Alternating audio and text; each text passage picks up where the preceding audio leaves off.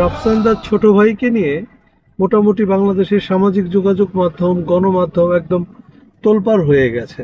কি হয়েছে ঘটনাটা, সে তার বাপ মাকে একটা অডি গাড়ি কিনে দিছে।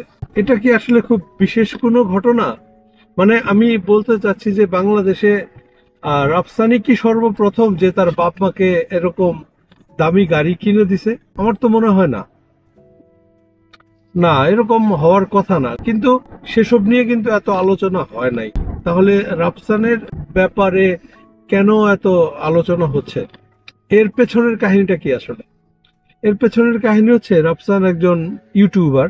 তো বাংলাদেশে এখনো ইউটিউবিং জিনিসটা যে একটা প্রফেশন, এটা যে আসলে মানুষের ইনকাম সোর্স হতে পারে, এই বিষয়টা সেভাবে প্রতিষ্ঠিত হয় না।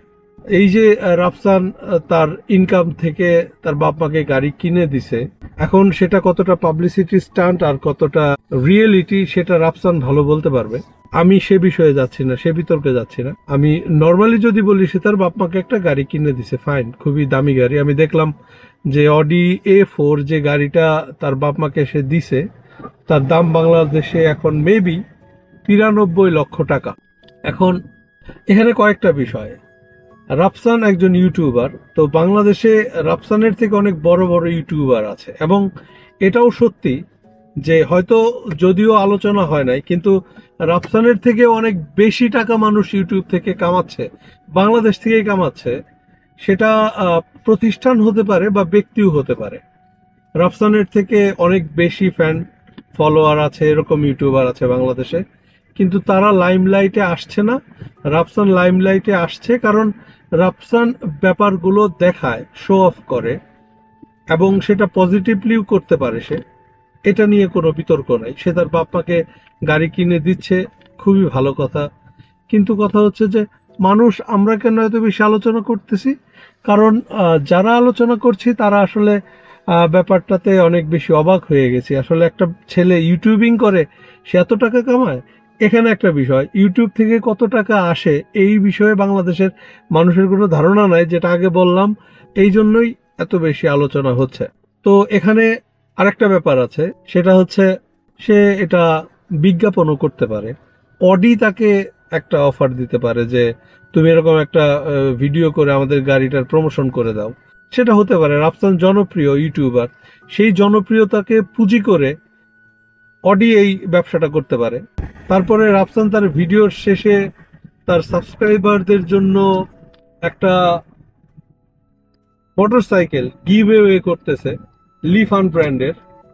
এখন লিফানও এখানে টাকা দিতে পারে রাফসানকে।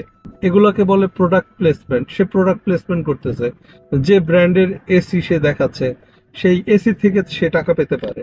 তারপরে গাড়ি তার বাবা মাকে গিফট করার পরে তারা একটা আইসক্রিমের দোকানে খেতে গেছে, আপনারা খেয়াল করছেন কিনা আমি জানি না, সেটাও সে রাফসান দেখাইছে, নাম বলছে যে এই আইসক্রিমের প্রতিষ্ঠানে তারা খেতে যাচ্ছে। এখন সেই আইসক্রিম যে প্রতিষ্ঠান, তারা রাফসানকে টাকা দিতে পারে।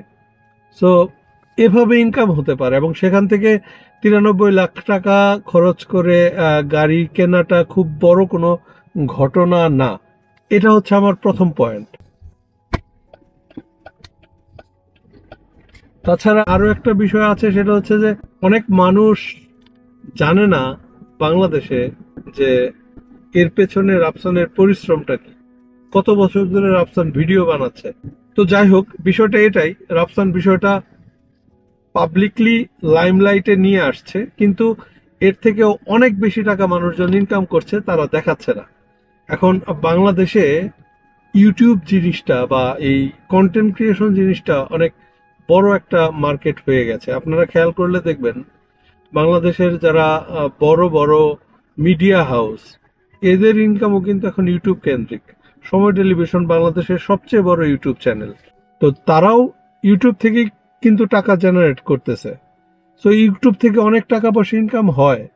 এখন এটা নিয়ে অনেক আলোচনা করতেছে যে তাহলে পড়াশোনা করে কি হলো না হলো, এগুলো নিয়ে অনেকে কথা বলতেছে যে এখন ইউটিউবিং কি এত বড় পেশা হয়ে গেছে কিনা, অনেকে বিভিন্নভাবে বিষয়টা ব্যাখ্যা করতেছে। এখন বিষয়টা হচ্ছে যে রাফসান করতেছে, আপনি চাইলে আপনিও করেন, আপনাকে কেউ না করে নাই, কিন্তু বিষয়টাকে এভাবে সমালোচনা না করা মনে হয় ভালো।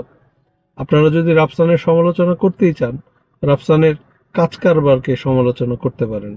সে কোন কথাটা ভালো বলল, কোন কথাটা খারাপ বলল, এটাকে আপনারা সমালোচনা করতে পারেন। কিন্তু সে ইউটিউব থেকে টাকা কামাচ্ছে এবং সেটা দেখাচ্ছে লোকজনকে, সেটা মনে হয় না আসলে সমালোচনার কোনো বিষয়বস্তু হতে পারে। তো যাই হোক, আমি আমার ব্যক্তিগত মতামত দিলাম।